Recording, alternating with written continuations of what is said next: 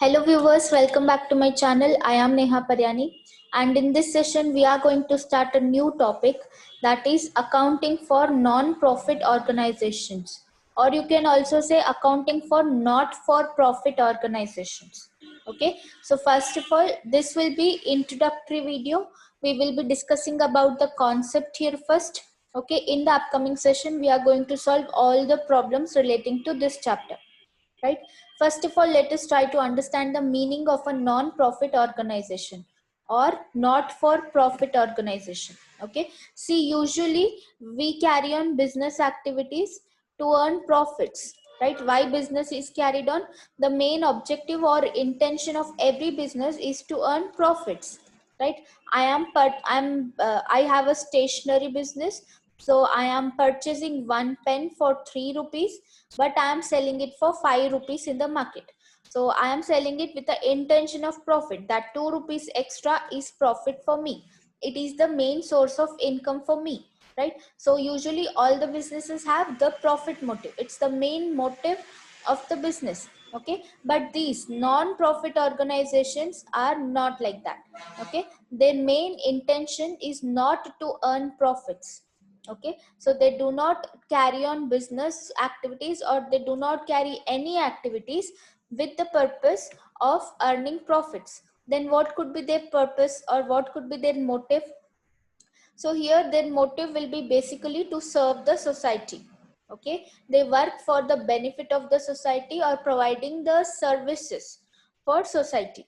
Okay, it could be educational services, it could be healthcare services. Okay, it could be like providing orphanages for orphan kids. Okay, providing old age home facilities, right? So all these are non-profit organizations whose motive is not to earn profits. Okay, these are usually also called as NGOs in common language or layman's language, right? So NGO stands for non-gaining organization, so they give the same meaning, right? So if they do not carry on any business activities, then how do they generate income, or what is the source of their income, right? So for NGO or a NPO, the main source of income is donations which they receive from people, or donations, you can also say charity, right? So the main source of income for a NPO or a NGO is donation. That is why most of the NGOs these days, few people from NGOs come to your business organization. They tell you that I work in certain NGO, so would you like to donate for it, right? They come and ask for donations these days. Okay, whatever the amount they receive from these donations will be used for providing services to the society. Clear? So basically NGOs work for the welfare of the society. Okay, let us try to understand the meaning. Not for profit organization refers to organization that work for the welfare of the society, as I already told you, and set up as a charitable institution which function without any profit motive. Okay, the main aim is to provide service to a specific group or people at large. Okay, so it could be like providing services to the school kids, it could be providing services to the ill people, for healthcare services, it could be for one specific group or for whole public or whole society at a large. Clear? Now let us try to have a look at the characteristics of NGO or NPO. Okay, you can also say not for profit organizations, right? First characteristic here is service motive. So as I already told you, main objective or main intention of these type of organizations is not to earn the profits, but to provide services to the society. Clear? Second objective or second characteristic here is profit is not the objective. Again, these both points are none other than same. Clear? Then third point that we have is people subscribe to such organizations are called members. Now here these NGOs or NPOs provide subscription facilities. Okay, they provide subscription facilities to the member. You must have seen sports club, right? So clubhouses or health clubs, all these are also a type of NGOs.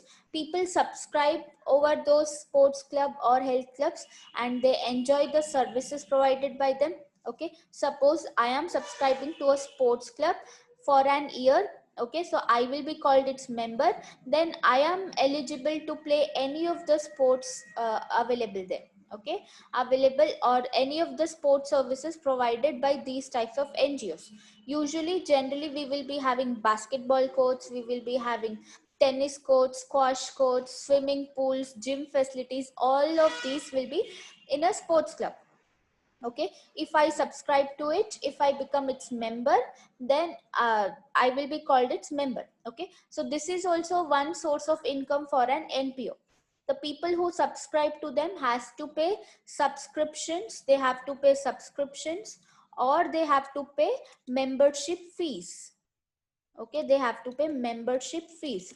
These are also a source of revenue for these NPOs. The amount collected here will be again used for the welfare of society. Clear? Then fourth point is, it is a separate entity. Okay, it does not has any one particular owner. The existence is not linked to the owner here. Okay, if any of the owner discontinues these activities, or if any of the owner dies, then these NGOs or NPOs won't stop. There is no one particular owner here. NPO itself has a separate legal entity. NPO will be known by its name, not by the name of the owner. Clear? Then surplus not distributed among its members but added in capital fund. Now this point is very important here. Okay, usually in business what happens, suppose I have a partnership business. Okay, I am a partnership, I am a partner in a partnership firm. Okay, so here in case whatever the excess profits earned by my business organization. Okay, suppose 10,000 profits are extra to me now, are extra to this business now. Okay, so these extra profits will be distributed among the partners, right? It will be distributed among the partners at the end of the year. Okay, but in this case what happens, whatever the surplus, if they earn more and more subscriptions, if they get more and more membership fees than their expenditure, okay, that surplus will not be distributed among any of its members. Okay, I told you who are the members. The members are those who subscribe for such organizations. Okay, the profits or extra income generated by NPO will never be distributed among its members. Okay, it will be added to a capital fund. So basically here a capital fund will be created. Okay, capital fund will be created. All this excess money will be transferred into this capital fund. So whenever NGO is providing any of service to the for the welfare of the society, they use the amount from this capital fund. Clear? Like how we have capital for business, for NPOs we have capital fund. So all this excess amount or surplus will be distributed there. Clear? And another one point, when we prepare income and expenditure account for a NPO, whatever the profit or loss we get, we won't call it as profit or loss. Clear? So if my income is more than my expenditure, then I will not never call it as profit. I will call it as surplus. Okay, if my expenditure is more than my income, then I will not call it as loss. Okay, I will call it as deficit. So instead of using profit or loss like how we use in our normal business organizations, we use the word called surplus or deficit here. Okay, when we will prepare income and expenditure account, I will tell you clearly. Okay, next point that we have is managed by elected persons. Okay, now the question is, who manages these NPOs or who manages these NGOs, right? So all the members together elect certain person. Okay, so they are responsible for managing all the activities of a NGO. Clear? All the members of the NGO will elect certain persons. They will manage the activities. Then seventh and last point is major funds in the form of contribution and donation. So I've already told you about this. The main source of income or main source of revenue for an NGO is donations or charities given to them. Okay, so usually nowadays many of the people, many of the businessmen are philanthropists, right? They will be doing many charitable activities. They will be giving a lot of donations, charities. Okay, every business, most of the businessmen nowadays are starting their own NGOs. Okay, they are promoting for certain NGOs. So main contribution, main form of income here is donations or charities. Other than that, the second main income source is membership fees or subscriptions to them. Clear? I hope it's clear up to here. Now the next point is what all the accounts we need to prepare for an NPO. Okay, it is necessary to maintain the accounts, be it business organization or an NGO. Okay, so usually for business organization, what final accounts do we prepare? We prepare trading account, right?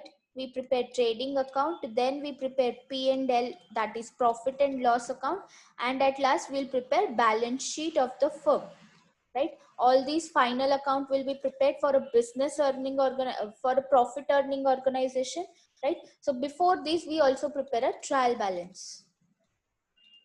Clear? Now here in case of an NGO, all these accounts will not be prepared, but similar to these other accounts will be prepared.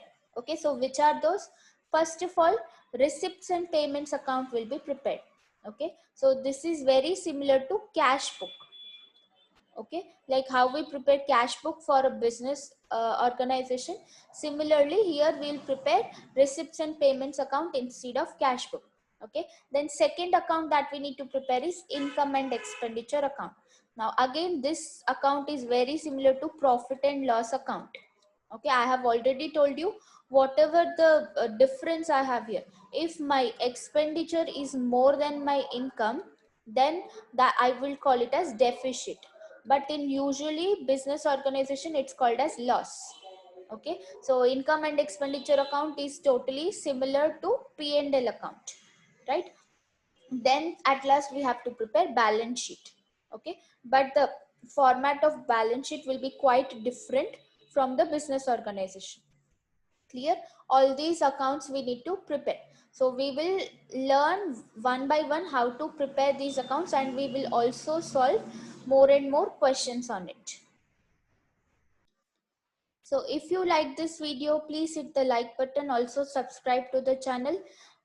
You can ask me any doubts in the comment section below. You can share the video with your friends.